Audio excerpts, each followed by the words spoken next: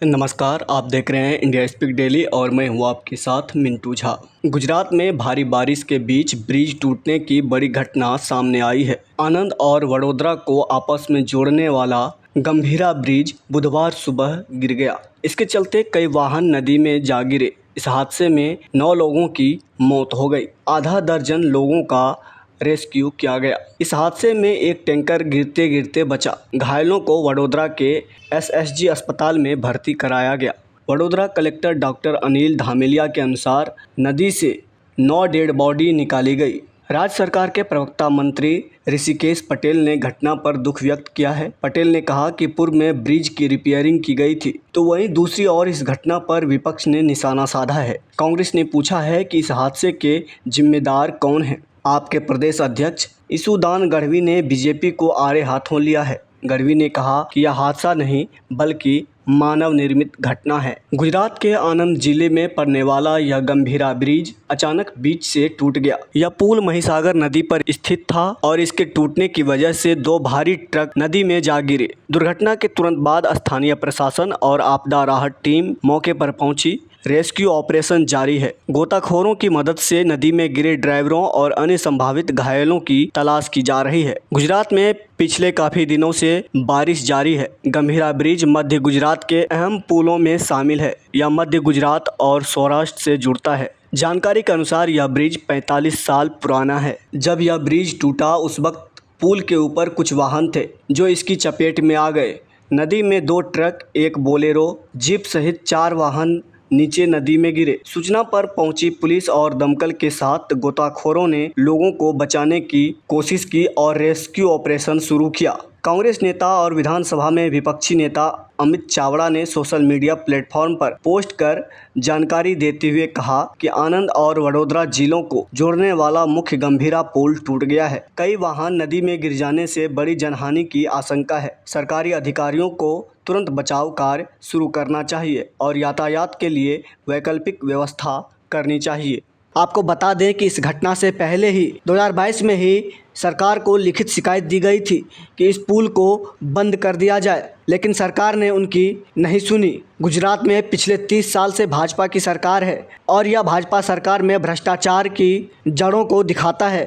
इससे पहले आपको याद ही होगा कि कैसे गुजरात में ही मोरबी ब्रिज गिरा था। वही अगली खबर है राजस्थान से। राजस्थान के चूरू जिला के रतनगढ़ क्षेत्र के भानुदा गांव में बुधवार को एक सैन्य विमान दुर्घटनाग्रस्त हो गया है। घटनास्थल से 2 लोगों के शव बरामद हुए हैं। घटना के तुरंत बाद पुलिस और प्रशासन की टीमें मौके के लिए रवाना हो गई। ग्रामीणों की सूचना के अनुसार आसमान में तेज आवाज के बाद खेतों में आग की लपटें और धुआं उठता देखा गया। दुर्घटनाग्रस्त विमान भारतीय वायुसेना का जगुआर है। सबके पहचान की प्रक्रिया सेना और स्थानीय प्रशासन द्वारा की जा रही है। हालांकि गांव वालों ने बताया कि विमान क्रैश के तुरंत बाद खेतों में आग लग गई थी, जिसे ग्रामीणों ने अपनी ओर से बुझाने का प्रयास किया। घटना के विस्तृत कारणों की पुष्टि सेना द्वारा की जाएगी। बताया जाता है कि प्लेन एक पेड़ पर गिरा, जिससे पेड़ भी पूरी तरह जल गया। जिस जगह पर विमान दुर्घटनाग्रस्त हुआ वो इलाका रेगिस्तान का है। यह जगुआर विमान 2 सीटों वाला था। इसने सूरतगढ़ वायुसेना बेस से उड़ान भरी थी।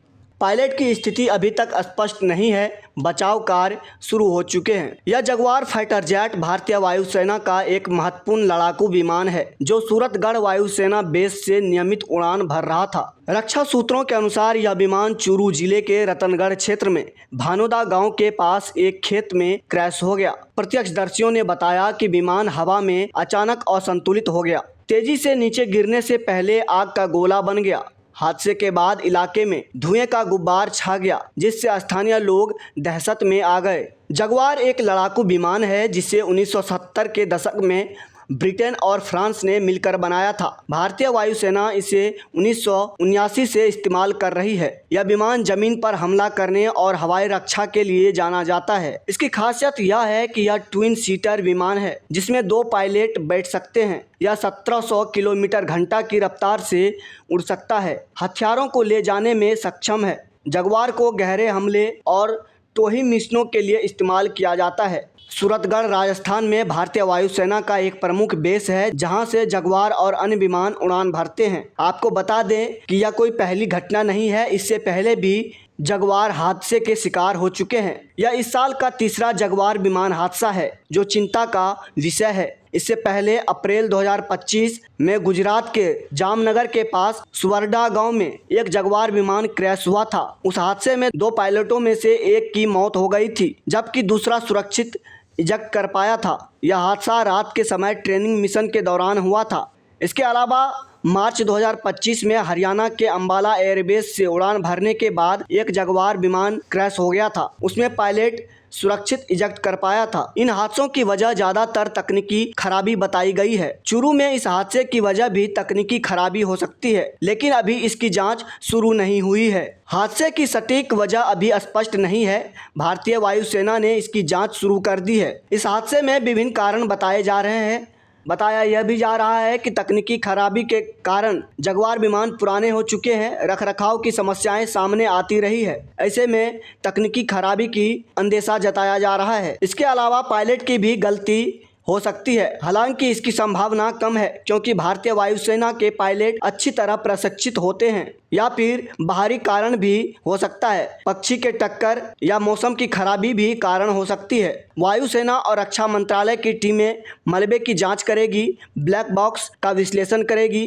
जांच के बाद ही हादसे की असल वजह सामने आएगी। जगुआर विमान भारतीय वायुसेना का एक महत्वपूर्ण हिस्सा है, लेकिन इनके बार बार क्रैश होने से सवाल उठ रहे हैं। ये विमान 40 साल से ज़्यादा पुराने हैं। इन्हें आधुनिक बनाने की कोशिशें चल रही है। भारतीय वायुसेना अब नए विमानों जैसे राफेल और स्वदेशी तेजस पर ज़्यादा ध्यान दे रही है। फिर भी जगुआर अभी भी कई मिशनों के लिए जरूरी है। इसे पहले ब्रिटिश और फ्रांसीसी वायुसेना इस्तेमाल करती थी। भारतीय वायुसेना में अब भी यह सेवा दे रहा है। 1968 से 1981 तक दुनिया में कुल 573 जगुआर फाइटर जेट बनाए गए। भारतीय वायुसेना के पास 160 जगुआर विमान है, जिनमें से 30 ट्रेनिंग के लिए है। इसका मुख्य काम ही ग्राउंड अटैक करना है। भारत में इसे हिंदुस्तान एरोनॉटिक्स लिमिटेड की कंपनी बनाती है। इस विमान के कई वेरिएंट्स हैं। किसी को एक पायलट उड़ाता है तो किसी को 2 पायलट मिलकर उड़ाते हैं। टेक ऑफ के समय इसका अधिकतम वजन 15,700 किलोग्राम होता है।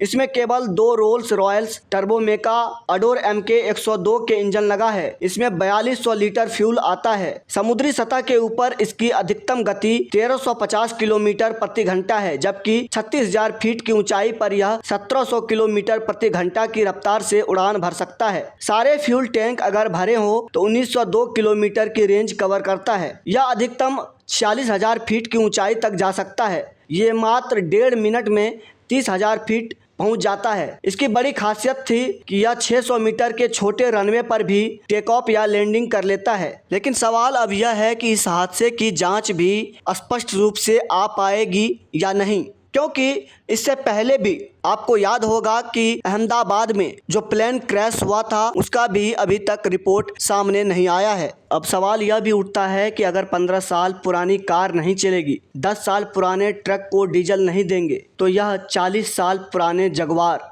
भारतीय सेना के हाथों में क्यों थमाया गया है। इसके अलावा अगली खबर उत्तर प्रदेश से है। उत्तर प्रदेश के लखनऊ में फेमस लुलु मॉल के खिलाफ विवाद खड़ा हो गया है। लुलु मॉल के सीनियर मैनेजर फराज के ऊपर रेप और धर्मांतरण कराने का इल्जाम लगा है। इस घटना के बाद मैनेजर फराज के साथ लुलु मॉल भी निशाने पर आ गया है। लखनऊ में लुलु मॉल के सीनियर मैनेजर फराज पर इल्जाम है कि वह लुलु मॉल में काम करने वाली एक हिंदू लड़की के साथ रेप किया है। पीड़ित युवती ने इल्जाम लगाते हुए कहा कि मैनेजर फराज कोल्ड ड्रिंक में नशीला पदार्थ मिलाकर उसे पिलाया और उसके साथ रेप किया। पीड़िता ने यह भी कहा कि फराज ने रेप करते हुए वीडियो भी बना लिया। पीड़ित हिंदू युवती ने बताया कि फराज ने आपत्तिजनक वीडियो बनाने के बाद उस पर इस्लाम धर्म कबूल करने का दबाव बनाने लगा। साथ ही फराज यह भी धमकी देता था कि अगर उसने इस्लाम नहीं कबूल किया तो वीडियो वायरल कर देगा। पीड़िता ने यह भी दावा किया कि फराज ने उसके साथ मारपीट की और सिगरेट से भी दागा। वहीं पुलिस ने इस पूरे मामले पर संज्ञान लेते हुए फराज के खिलाफ धर्मांतरण और रेप की धाराओं में FIR दर्ज कर ली है और उसे गिरफ्तार कर जेल भेज दिया है। गौरतलब है कि लुलु मॉल इससे पहले भी विवादों में रहा है। साल 2022 में लखनऊ के लुलु मॉल में एक मुस्लिम व्यक्ति के जरिए नमाज पढ़ने के बाद लुलु मॉल का विरोध शुरू हो गया था। हिंदूवादी संगठनों ने लुलु मॉल में नमाज पढ़ने की घटना का जमकर विरोध किया था। इसके साथ ही लुलु मॉल पर लव जिहाद को बढ़ावा देने के इल्ज़ाम लगे थे।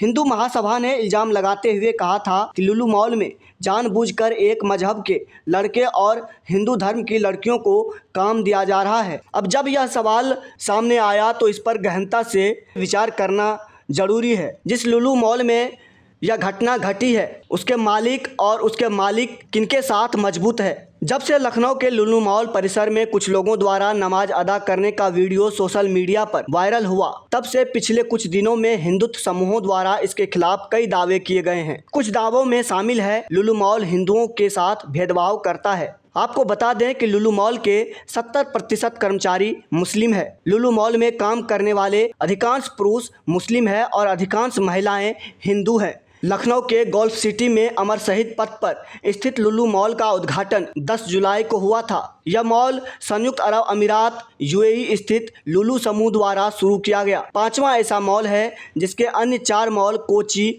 बेंगलुरु, त्रिशूर और तिरुवनंतपुरम में है। इस मॉल का निर्माण लगभग 2000 करोड़ रुपए की लागत से किया गया है। यह समूह न केवल मुख्यमंत्री आदित्यनाथ बल्कि प्रधानमंत्री नरेंद्र मोदी के कथित राजनीतिक समर्थन के कारण सुर्खियों में रहा है। समूह की लुलु इंडिया परियोजना, इसका भी प्रधानमंत्री नरेंद्र मोदी द्वारा शुभारंभ किया गया था। आप इन तस्वीरों में देखकर समझ सकते हैं कि इनके संबंध कहां तक है और किसके साथ है। लुलु ग्रुप के मालिक यूसुफ अली एमएस को फोर्ब्स द्वारा 2018 में अरब दुनिया में सबसे सफल भारतीय व्यवसायी नामित किया गया था। 66 वर्षीय यह व्यक्ति केरल के त्रिशूर जिले का रहने वाला है और 1978 में अपने मामा जो लुलु ग्रुप के संस्थापक थे, व्यवसाय को चलाने में मदद करने के लिए अबू धाबी गया था। हालांकि इस समूह की शुरुआत एक पारिवारिक उद्यम के रूप में हुई थी, लेकिन समय के साथ इसने कई अलग अलग व्यवसायों में विस्तार किया।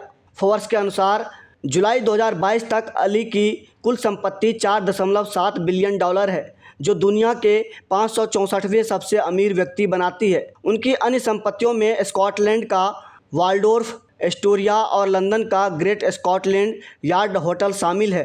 Yusuf Ali Abu Dhabi chamber of commerce and industry के निर्देशक मंडल के सदस्य के रूप में जगह पाने वाले पहले प्रवासी भी हैं। इससे यह स्पष्ट होता है कि वणिक प्रवृत्ति का राजा जब अपने व्यवसाय के लिए झुका हो तो कुछ भी संभव नहीं है। आपको याद ही होगा कि प्रधानमंत्री नरेंद्र मोदी कैसे लुलु मॉल के मालिक को अरब में जा कर के अरब शेखों के आगे झुक जाते हैं। अभी के लिए फ़िलहाल इतना ही। तो इसी तरह की महत्वपूर्ण जानकारी के लिए बने रहिए इंडिया स्पीक डेली के साथ। धन्यवाद।